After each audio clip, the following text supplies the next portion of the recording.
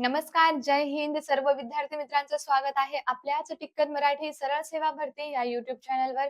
मी नीता घुले पानसरे तुमचं पुन्हा एकदा मनपूर्वक स्वागत करते. आपण घेणार आहोत अतिसंभाव्य प्रश्न सामान्य विज्ञानाचे सरळ सेवा भरती 2026 साठी. ठीक आहे. सरळ सेवा भरतीमध्ये येणारे जे काही पद आहेत, जे काही पोस्ट आहे, त्यासाठी आपण हे लेक्चर बघणार आहोत. जसं की तलाठी, ग्रामसेवक, आदिवासी विभाग, महानगरपालिका, पशुसंवर्धन, कामगार निरीक्षण, ज्या काही पोस्ट आहेत ज्याच्यासाठी तुम्ही फॉर्म भरणार आहात, त्यासाठी सामान्य विज्ञानाचे हे अतिसंभाव्य प्रश्न असणार आहे. ठीक आहे.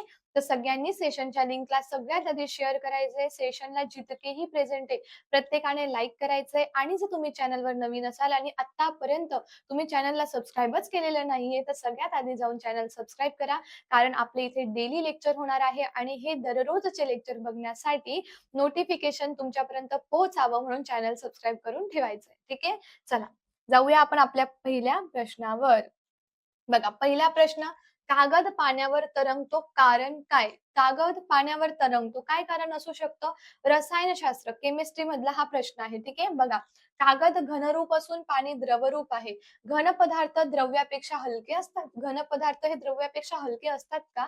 म्हणजे सगळ्याच बाबतीत होईल का हे विधान बरोबर? कागदाची घनता पाण्यापेक्षा कमी आहे. कागद पाण्यात विरघळत नाही. एकदम चांगल्या पर्यायाने आन्सर देण्याचा प्रयत्न जर तुम्ही केला, ठीक आहे, आणि एकदम बेसिक कन्सेप्ट आहे ही. कोणत्याच पदार्थाचं जे द्रवरूप आहे ना, ते त्याच्या स्थायू रूपापेक्षा जास्त घन नसतं. जर आपण पाण्याला सोडलं तर. ठीक आहे. पाणी त्याच्यामध्ये येत नाही. मग इथे आन्सर काय येणार? कागदाची जी घनता आहे ती पाण्यापेक्षा कमी आहे. म्हणजे कागदाची जी डेन्सिटी आहे ना ॲक्चुअली ती कमी आहे. त्याच्यामुळे कागद जो आहे तो पाण्यात डुबणार नाही ना. पाण्याचं घनत्व जास्त आहे कागदापेक्षा पण. जसं की तुम्ही सोनं घ्या बरं. उदाहरण घेऊया, आपण सोनं घेतलं. तर सोन्याची तुम्ही गोळी घ्या. ठीक आहे. तर तीच सोन्याच्या पाण्यात तुम्ही ठेवा. म्हणजे तुम्ही काय केलं, सोने हे धातू घेतलं हां, आपण इकडे उदाहरण बघूया. आपण काय केलं, सोनं घेतलं. सोने हे धातू घेतलं आणि तो धातूची गोळी केली आणि सोन्याचं द्रवरूप पण केलं. हे सोन्याचं काय आहे, स्थायू रूप आहे आणि सोन्याचं इथे तुम्ही पाणी बनवलं. तर ही गोळी ना याच्यात डुबून जाणार. कारण गोळीचं घनत्व जास्त आहे आणि त्याच्या पाण्याचं जे घनत्व आहे, सोन्याच्या पाण्याचं घनत्व हां, हे कसं आहे, कमी आहे. बट एकमेव असा कोणता सबस्टन्स आहे किंवा असं कोणतं कंपाउंड आहे, की ज्याच्यामध्ये ही उलट क्रिया होते, तर ते आहे आपलं पाणी म्हणजे वॉटर. ठीक आहे. पाण्याचं तुम्ही बघा, पाणी आहे. तर पाण्याचे स्थायू रूप. पाण्याचे स्थायू रूप काय आहे बाळांनो? स्थायू रूप. पाण्याचे जे स्थायू रूप आहे ते म्हणजे आहे बर्फ. ठीक आहे. आणि पाण्याचे द्रवरूप. ठीक आहे. पाण्याचे द्रवरूप म्हणजे पाणी. ठीक आहे. पाण्याचे द्रवरूप. मग आता मी काय केलं? बर्फाला पाण्यावर टाकलं. तर बर्फ तरंगतो याच्यावरती. डुबत नाही तो पाण्यामध्ये. तरंगत राहील तो पाण्यात.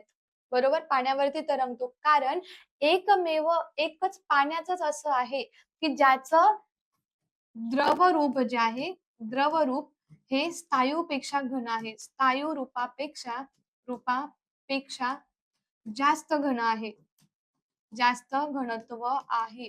ठीक आहे. लक्षात आलं? पाण्याचे घनत्व हे त्याच्या स्थायू रूपापेक्षा जास्त आहे आणि ह्याचं घनत्व कसं आहे? पाण्यापेक्षा कमी आहे बर्फाचं, म्हणून तो त्याच्यावर तरंगतो. ठीक आहे. हे तुम्हाला असं वाटत असेल, मॅडम कन्फ्यूज झालो आम्ही. कन्फ्यूज व्हायचं नाहीये. आपलं कन्फ्युजन दूर करण्यासाठी बॅचेस आहे. बॅचमध्ये ॲडमिशन घेऊन टाका. ठीक आहे. सरळ सेवा भरतीची आपली बॅच लवकरच सुरू होत आहे. ठीक आहे. त्याच्यासाठी पटकन ॲडमिशन घेऊन टाकायचं आहे. ठीक आहे. चला, पुढचा प्रश्न इथे दिलेला आहे. रबराचे व्हल्कनायझेशन ह्या प्रक्रियेत रबर डॅश डॅश बरोबर मिसळतात. आता व्हल्कनायझेशन ही जी प्रक्रिया होते, तर त्याच्यामध्ये रबर कशासोबत मिक्स केलं जातं? कार्बन, गंधक, फॉस्फरस की सिलिकॉन? कशामध्ये रबरला मिक्स केलं जाईल सांगा बरं? तुम्हाला प्रश्न चेंज दिसतायत ना? प्रश्नांची लेव्हल, प्रश्नांचे स्वरूप हे सगळं चेंज आहे. कारण आपण सरळ सेवासाठी अभ्यास करत आहोत. पोलीस भरतीसाठी, रेल्वेसाठीचे क्वेश्चन आपले चेंजेस असतात आहे ना? त्यांची लेव्हल कमी जास्त आहे. तसं सरळ सेवा भरतीमध्ये सुद्धा सामान्य विज्ञानाच्या प्रश्नांची लेव्हल ही कमी जास्त आहे. ओके, तर ह्याला व्यवस्थित लक्ष द्यायचं तुम्ही ह्या गोष्टीकडे. रबराचं व्हल्कनायझेशन करण्यासाठी त्याच्यामध्ये आपण गंधक टाकतो. काय टाकतो? गंधकाला मिक्स करतो. पर्याय नंबर दुसरा काय येईल इथे? योग्य येणार आहे. ठीक आहे. आय होप तुम्हाला समजलेलं आहे. ठीक आहे. चला, पुढचा प्रश्न, डॅश डॅश हे अतिसंवेदनशील स्फोटक आहे. म्हणजे एकदम जास्त स्फोटक आहे ते. कोण आहे? Sodium chloride, sodium sulphate, mercury sulphate आणि मर्क्युरी फुल्मिनेट. काय येईल बरं? अतिसंवेदनशील स्फोटक म्हणून काय आहे बरं हे? हं? पटकन सांगण्याचा प्रयत्न करायचा आहे. जेवढेही प्रेझेंट आहे प्रत्येकाने सेशनच्या लिंकला शेअर करून प्रत्येकाने सेशनला लाईक करून घ्यायचंय. तुमच्या लाईकची संख्या दिसली पाहिजे. ठीक आहे.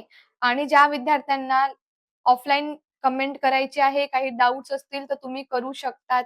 त्याच्यानुसार टॉपिकचे प्रश्न उत्तरे सुद्धा घेतले जातील. ठीक आहे. तुम्हाला जे काही डाउट्स असतील तुम्ही विचारू शकतात. हं, चला.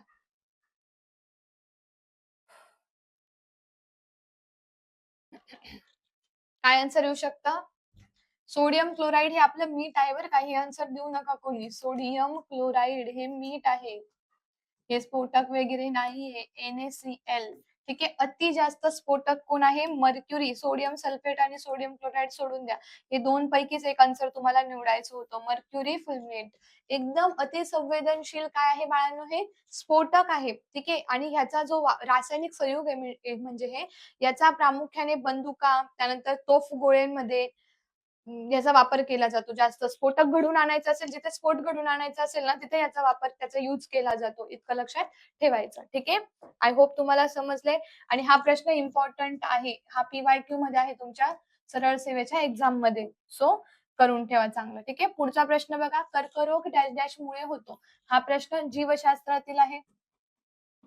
जीवशास्त्र ह्यामधील हा प्रश्न आहे. कर्करोग होण्याचं कारण काय आहे? परिजीवी, आदिजीव, जीवाणू, बाह्य परजीवी, पेशींचे अनियंत्रित विभाजन. कर्करोग म्हणजे काय? तर तो असंक्रामक डिसीज आहे. याच्याने एखाद्याला कर्करोग झाला असेल तर त्याच्यासोबत राहणाऱ्या व्यक्तीला तो पसरत नाही. कारण तो संसर्गजन्य नाहीये. बरोबर? मग तो कशामुळे होतो? तर कर्करोग होण्याचं कारण स्वतःचं शरीर आहे. ठीक आहे. ज्या व्यक्तीला कर्करोग झालाय त्याच्या शरीरातील असंक्रामक कारणांमुळे त्याला कर्करोग झालेला असतो. बरोबर? म्हणजे काय? तर पेशींचे अनियंत्रित विभाजन, पेशी ग्रोथ आपल्याला जिथे नको आहे, पेशी तिथे नाही वाढल्या पाहिजे, तर तिथे सुद्धा पेशी वाढायला, विभाजित व्हायला सुरुवात होऊन जातात. आणि पेशी विभाजन इतकं जास्त वाढतं, की आपल्याला ट्यूमर म्हणजे जेव्हा कर्करोग होतो ना, तर त्याच्यात 2 प्रकार पडतात. एक असतं सौम्य ट्यूमर, ठीक आहे, एकदम आणि दुसरं असतं दुर्दम्य एकदम. म्हणजे जर सौम्य गाठ झालेली असेल, समजा आपली इथे स्किन आहे, याच्यावर फक्त थोडीशी गाठ इथे आपल्याला दिसते आणि हे नेहमी लक्षात ठेवायचं, की कर्करोगाची गाठ ही कधी दुखत नाही. ठीक आहे. असं कधीच होत नाही, की कर्करोग झालाय तर दुखेल बरं, गाठ समजा आलेली आहे तर तिच्यात दुखेल नाही. दुखली नाही ना तर आणखीन टेन्शन मग, की ही दुखत नाहीये ती गाठ, तिचं काहीच होत नाही. पण त्या ठिकाणी ना पेशी वाढत राहतात. पेशी वाढतात आणि आपलं तर स्किन एवढीच आहे ना, पेशी तिथं वाढल्या तर ऑब्व्हियस काही गोष्ट जर वाढत असेल तर ती वरती दिसेल ना, त्या पद्धतीने इथे अशी गाठ दिसते. जोपर्यंत ती गाठ आहे, तिच्यात काही होत नाहीये ना, तोपर्यंत ती काढून टाकायची शस्त्रक्रिया करून. हिचं रूपांतर नंतर दुर्दम्य ट्यूमरमध्ये होतं, गाठीमध्ये होतं आणि मग त्याच्यानंतर आपण त्याला काढू शकत नाही आणि काढण्यात पण खूप जास्त रिस्क असते. त्याच्यासाठी किमोथेरपीचा वगैरे वापर केला जातो. बट किमोथेरपी देन कोबाल्ट 60 कशाचा वापर होतो? कोबाल्ट 60 ह्याचा पण वापर केला जातो. ठीक आहे. पण किमोथेरपीमध्ये आपल्या चांगल्या पेशी सुद्धा मरतात. ज्यांना किमो दिलेले आहेत ना, त्या पेशंटला कधीतरी तुम्ही बघितलं असेल किंवा नसेल बघितलं तर वाचा त्यांच्याबद्दल. कारण त्यांची हालत खूप खराब होते. इथल्याच पेशी फक्त काढायच्या आहे का? नाही. जेव्हा ते इथे किमो देतील ना, तर इथल्या सगळ्या पेशी बाजूच्या पण जळतात त्याच्याने आणि त्याच्यामुळे तो पेशंट अगदी वीक होऊन जातो. ठीक आहे. तर कर्करोग डेंजर आहे. कर्करोगाचे प्रकार आहेत जसं रक्ताचा कर्करोग, हाडांचा कर्करोग, मेंदूमध्ये पण होतो. ह्या सगळ्या ज्या गोष्टी ह्या वेगवेगळ्या कारणांनी होतात. ठीक आहे. पुढचा प्रश्न सेटिल अल्कोहोल या रासायनिक संयुगाचा वापर खालील कारणासाठी होतो. ठीक आहे.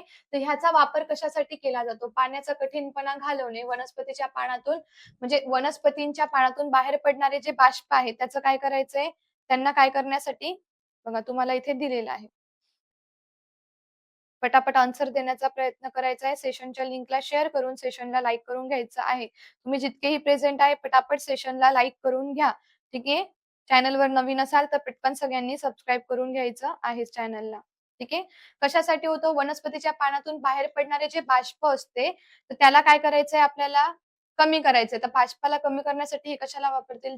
जलाशयाच्या पृष्ठभागावरून होणारे पाण्याचे बाष्पीभवन कमी करण्यासाठी, जमिनीत पाणी जास्त प्रमाणात मुरण्यासाठी ऑप्शन सगळ्यांना दिसतायत ना व्यवस्थित? काय येऊ शकतं याचं आन्सर? ए, बी, सी की डी? काय होऊ शकतं? तर ह्याचं सेटिल अल्कोहोल जे आहे ह्या रासायनिक संयुगाला मुख्यत्वे जलाशयाच्या पृष्ठभागावर होणारे जे पाण्याचे बाष्पीभवन असतं ना, ते कमी करण्यासाठी. म्हणजे खूप जास्त बाष्पीभवन नाही झालं पाहिजे ना, ते बाष्पीभवन म्हणजे इव्हॅपोरेशन. आता खूप जास्त बाष्पीभवन झालं, तर काय होईल मग? आपल्याला पाणी कमी पडेल, सगळं बाष्पामध्ये रूपांतरित होईल. तर हे कमी करण्यासाठी याचा वापर केला जातो. पर्याय नंबर 3 काय येईल आपला? योग्य. सगळ्यांना लक्षात येतंय? पर्याय नंबर 3 काय येईल आपला? योग्य येणार आहे. ओके. समजतंय सगळ्यांना? ठीक आहे. चला, पुढच्या प्रश्नावर जाऊया. पुढचा प्रश्न बघा. समुद्राची खोली मोजण्याच्या साधनाला डॅश डॅश म्हणतात. आता समुद्राची खोली मोजायची आहे. Pedometer, hydrometer, altimeter, manometer. Question repeat असेल तर तुम्ही सांगा. ठीक आहे. कारण काही क्वेशन रिपीट पण होऊ शकतात. पी-वाय-क्यू मध्ये आलेले आहेत. मला असं वाटतंय की क्वेशन रिपीट होऊ शकतो. हं. हे क्वेशन तुम्हाला पी-वाय-क्यू मध्ये आलेले आहेत बरं का. आता ह्याच्यामध्ये सोनार यंत्रणा त्यांनी दिलेली नाही. नाहीतर तुम्ही सोनार आन्सर पण इथे करू शकले असते. पण ह्याचा उपयोग समुद्राची खोली आपल्याला काउंट करायची, मोजायची, तर त्याच्यासाठी आपण काय वापरणार?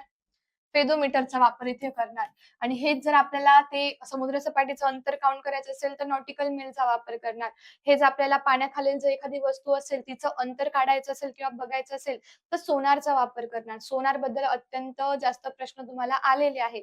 सोनार म्हणजे साउंड नेव्हिगेशन अँड रेंजिंग. सोनारवरती शोधक आणि प्रक्षेपक बसवलेले असतात ज्याच्यामध्ये तुम्हाला अल्ट्रासाउंडचा वापर करावा लागतो. अल्ट्रासाउंडचा वापर केला तर तो जो ध्वनी आहे तो त्या वस्तू पर्यंत जातो. त्या वस्तूला लागून तो परावर्तित होतो. मग त्या वस्तूचं आणि परावर्तित जितका झालाय त्याचं आपल्याला काय करावं लागतं? अंतर काढायचं. अंतर काढायसाठी अंतराचं तिथं सूत्र वापरतात. काय? काय अंतर बरोबर वेग गुणिले काळ. ठीक आहे. हे सूत्र वापरून आपल्याला काय कळतं? ती जी वस्तू आहे ती किती अंतरावर ठेवलेली आहे. म्हणजे 2 ते 3 प्रश्न अजून याच्यावरती तयार होऊ शकतात. ओके. समजलेलं आहे सगळ्यांना? पाण्याच्या तळाशी खोली जर मोजायची असेल तर त्यासाठी केलं जातं. आता हायड्रोमीटर तुम्ही म्हणाल तर द्रव्याचं गुणधर्म जे आहेत, ठीक आहे. स्पेसिफिक ग्रॅव्हिटी जी आहे द्रव्याची ती काउंट करण्यासाठी याचा करतात. ठीक आहे. आता अल्टिमीटर विमानाची किंवा वस्तूची समुद्र सपाटीपासून आता इथे विमान आहे, ठीक आहे. इथे एखादं विमान आहे आणि इथे समुद्र सपाटीची ही जी उंची आहे याला मोजायचं असेल तर अल्टिमीटरचा इथे वापर केला जातो. मॅनोमीटर हे कशासाठी वापरतात? हे वायू किंवा द्रवाचा जो प्रेशर असेल म्हणजे द्रवाचा जो दाब आहे ते काउंट करायचं असेल तर मॅनोमीटरचा वापर इथे केला जाईल. ठीक आहे. It is important for your exam. एक्झामला असे प्रश्न विचारण्याची शक्यता आहे. त्याच्यामुळे चांगला अभ्यास करा. कारण तुम्हाला हे प्रश्न येऊ शकतात पेपरला. कारण हे सगळे काय आहे? पी-वाय-क्यू क्वेशन आहे. ठीक आहे. समजलं असेल तर जाऊया आपल्या पुढच्या प्रश्नावरती. बघा, पुढचा प्रश्न बघा. बायोगॅसचा महत्त्वाचा घटक डॅश डॅश हा वायू आहे. बायोगॅसचा महत्त्वाचा घटक कोण? हायड्रोजन, मिथेन, नायट्रोजन की इथेन? कोण आहे बायोगॅसमध्ये? बायोगॅस हे ग्रामीण भागामध्ये जास्त पद्धतीने वापरला जातो आणि ह्याचा एकदम प्रमुख घटक म्हणजे कोण आहे? मिथेन आहे. ठीक आहे. मिथेन आणि कार्बन डायऑक्साइडचा इथे वापर केला जाईल. ठीक आहे. CH4 हे काय आहे? मिथेन आहे प्लस कार्बन डायऑक्साइडचा वापर करतात ज्याच्यात मिथेनचंच प्रमाण जास्त प्रमाणात आहे. म्हणजे 50 ते 55% इथे मिथेन असतो आणि 40 ते 45% पर्यंत इथे काय असतो? तर कार्बन डायऑक्साइड असतो. ठीक आहे. नायट्रोजन वगैरे इथे येईल का? नाही येणार. येईल? नाही ना? ठीक आहे. चला. पुढचा प्रश्न दिलेला आहे.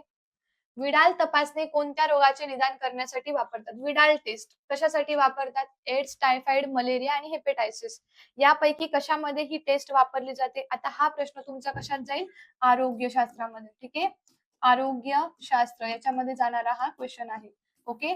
चला पटकन आन्सर द्या. एड्स मध्ये, टायफॉइड मध्ये, मलेरिया मध्ये की हेपेटायसिस मध्ये? तर ही जी विडाल चाचणी आहे ही टायफॉइड साठी केली जाते. कशासाठी केली जाते? एखाद्या व्यक्तीला टायफॉइड झालेला असेल, टायफॉइडला हलक्यात घ्यायचं नाही. लहान मुलांना पण खूप वेळा होतो. हे कशाने होतो टायफॉइड? दूषित अन्न व दूषित पाण्याने. ठीक आहे. टायफॉइडचं कारक काय आहे? म्हणजे कारण काय? पहिले कारण जाणून घ्या. दूषित अन्न व पाणी. मग तुम्ही म्हणाल मॅडम पण दूषित अन्न आणि पाण्यामध्ये नेमकं असं काय असतं की ज्याच्यामुळे टायफॉइड होऊन जाईल?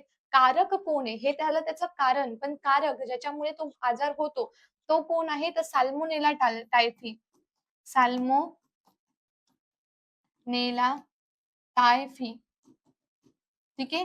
हा एक जंतू आहे.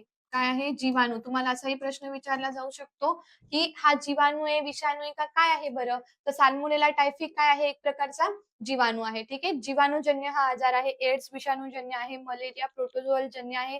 हेपेटायटिस सुद्धा विषाणूजन्य आजारामध्ये जातं. सॉरी. ठीक आहे. इथपर्यंत सगळ्यांना समजलं असेल, तर जाऊया आपल्या पुढच्या प्रश्नावर. तोपर्यंत प्रत्येकाने सेशनच्या लिंकला शेअर करून सेशनला लाईक करून घ्यायचं आहे. जितके पण प्रेझेंट असतील. ठीक आहे. चला पुढच्या प्रश्नावर जाऊया. बघा, त्रिफळा चूर्ण कशापासून बनवतात? त्रिफळा चूर्ण म्हणजे 3 गोष्टींचं काय आहे? मिक्सचर आहे. इतकं तर समजलं ना तुम्हाला? 3 गोष्टींचं मिक्सचर आहे हे. काय-काय येईल ह्याच्यामध्ये?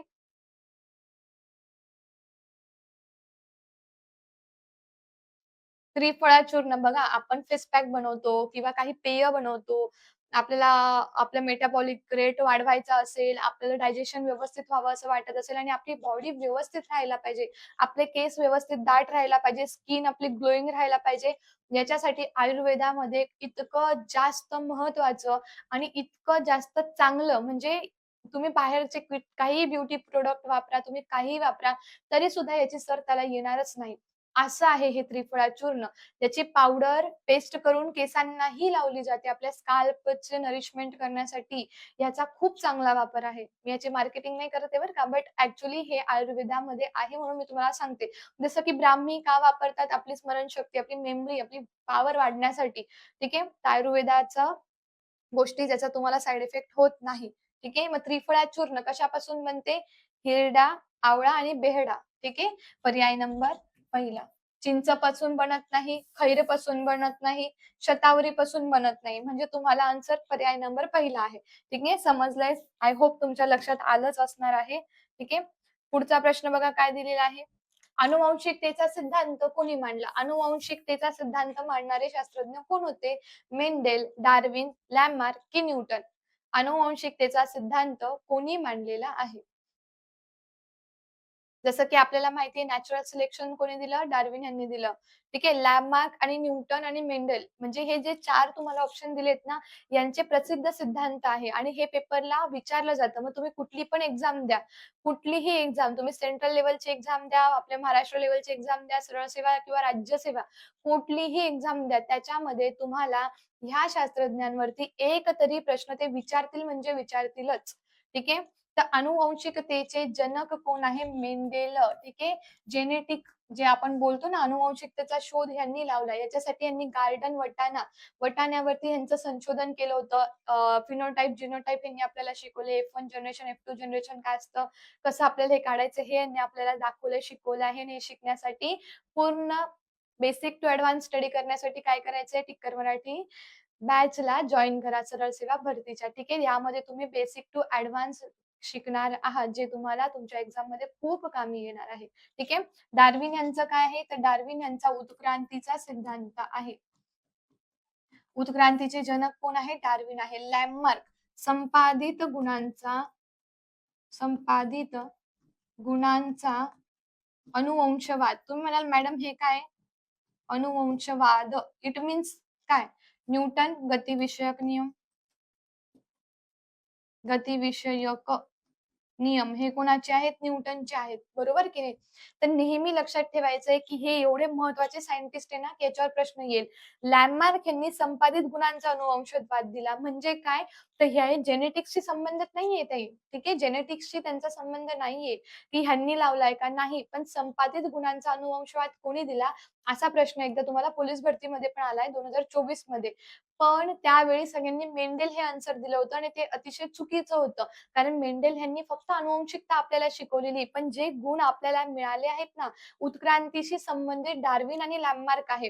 ते जेनेटिक्स तिकडच्या साइडला ते गेले नाही. म्हणजे आपल्याला आपल्या आई-वडिलांकडनं जे गुणधर्म मिळालेले आहेत, ते उत्क्रांतीमध्ये कॅरी फॉरवर्ड होत जात आहेत. ठीक आहे. म्हणजे आपण बघा, मानव हे मानवालाच जन्म देत आहे. मानव काही प्राण्याला जन्म देईल किंवा प्राणी मानवाला जन्म देईल का? नाही. जी स्पेसीज आहे ती त्याच स्पेसीसला जन्म देते. का बरं? कारण त्यांच्यामध्ये ऑलरेडी जीन सेट आहेत. ठीक आहे.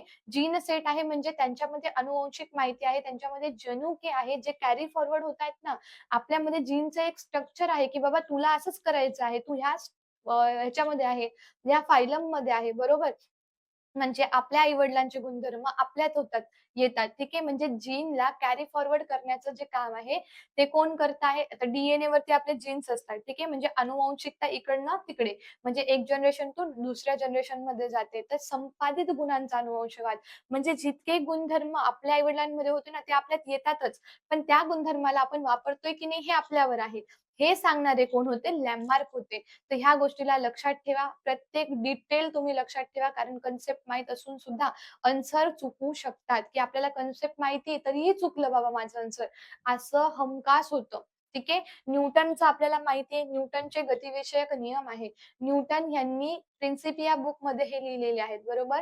गतीचे नियम हे लक्षात ठेवा. याच्यावरनं कदाचित न्यूमेरिकल पण विचारले जाऊ शकतात, की समजा एखाद्या गोष्टीचं तुम्हाला जडत्व काढायचं आहे, एखाद्या गोष्टीचा तुम्हाला संवेग काढायचा आहे. मग संवेगाचं जसं की ह्याचं सूत्र तर नाहीये, पण संवेगाचं सूत्र आहे. मग त्याच्यावरती कदाचित तुम्हाला प्रश्न विचारले जातील. ठीक आहे. संवेग बरोबर काय? P बरोबर M इंटू व्ही जे मी तुम्हाला शिकवलंय. M म्हणजे वस्तुमान. जसं की मोबाईल आहे. ठीक आहे. ह्याला माझ्याकडे फेकलं गेलं. बरोबर? काय झालं? एका साइडून माझ्याकडे फेकलं गेलं. तर ह्या मोबाईलचं जेवढं वजन आहे, समजा हे किती आहे 200 ग्रॅम, 300 ग्रॅम, 500 ग्रॅम जितकंही.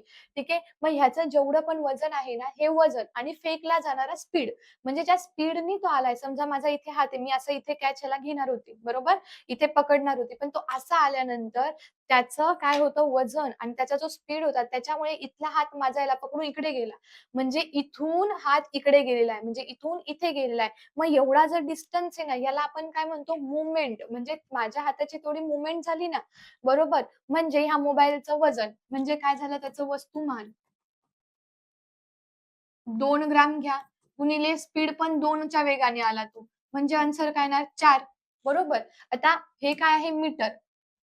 आता हे काय वस्तुमान. वस्तुमानाचं एकक काय तो किलोग्राम येतं आणि वेग आहे त्याला मीटर पर सेकंद येतं. म्हणजे इथे किलोग्राम मीटर पर सेकंद. मग तुम्हाला कधी जर असं विचारलं गेलं, की संवेग कशात मोजतात बरं? संवेगाचं एकक काय आहे? तर संवेगाचे एकक काय येतं? किलोग्राम मीटर पर सेकंद येतं. कारण आपण संवेग काढतोय ना, म्हणजे इथे वस्तुमानाचं पण एकक घ्यावं लागतं आणि वेळेचं पण एकक घ्यावं लागतं. म्हणून किलोग्राम मीटर पर सेकंद येतं. ठीक आहे. आय होप की तुम्हाला आजचं लेक्चर खूप छान पद्धतीने समजलं असणार आहे. ठीक आहे. समजतंय का नाही? चला, पुढचा प्रश्न बघा काय दिलेला आहे. जगप्रसिद्ध सापेक्षतेचा सिद्धांत कोणी मांडला? ह्याच्यामध्ये म्हणजे आपण जे लेक्चर बघत आहोत ना, त्याच्यामध्ये सगळ्यात जास्त शोधशास्त्रज्ञच आहे तुम्हाला. म्हणजे शास्त्रज्ञांनी जे शोध लावून ठेवलेत ना, त्याच्यावरच आपल्याला स्टडी करायचा आहे. जगप्रसिद्ध सापेक्षतेचं सूत्र काय होतं? E=mc². ठीक आहे. प्रकाश लाईटचं सांगितलंय ह्यांनी. ठीक आहे. E=mc². हे कोणी सांगितलंय आपल्याला? आइन्स्टाईन यांनी. कोणी सांगितलंय? आइन्स्टाईन अतिशय हुशार असे शास्त्रज्ञ आहे. ज्यांनी आपल्याला काय सांगितलं? Energy is equal to mc². प्रकाशाच्या वर्गाच्या बरोबरीची आहे. प्रकाशाच्या वर्गाच्या बरोबरीची आहे. बरोबर. हे काय आहे? बरोबर म्हणजे ह्याच्या बरोबर तो. ठीक आहे. इज इक्वल टू इथे सांगितलेलं आहे. कॉपर्निकस त्यांनी ग्रहांच्या गतीचे नियम मांडले. न्यूटनचा आपल्याला माहिती आहे. गॅलिलिओ यांनी दुर्बिणीचा शोध लावलेला आहे. ओके. चला. स्पायरोगायरा हे खालीलपैकी कशाचे उदाहरण आहे? स्पायरोगायरा कशाचं उदाहरण आहे बरं? हा प्रश्न जीवशास्त्रातून आलेला आहे, वनस्पतींच्या वर्गीकरणातून. शेवाळ, कवक, जीवाणू की विषाणू? काय आन्सर येऊ शकतं इथे? स्पायरोगायरा हे काय आहे? तर स्पायरोगायरा एक प्रकारचं शेवाळ आहे. सेशनच्या लिंकला शेअर करा. सेशनला जेवढे प्रेझेंट आहे प्रत्येकाने लाईक करून घ्या. तर आता बघा वनस्पतींच्या वर्गीकरणामध्ये वनस्पती वर्गीकरण. तर हे जे वर्गीकरण आहे हे अबीजपत्री आणि बीजपत्रीमध्ये झालं होतं. अबीजपत्री ज्यांना बिया येत नाही आणि बीजपत्री ज्यांना बिया येतात. ठीक आहे. मग अबीजपत्रीमध्ये 3 एक्झाम्पल होते. त्याच्यातला पहिला होता थॅलोफायटा. काय होतं बाळांनो पहिलं?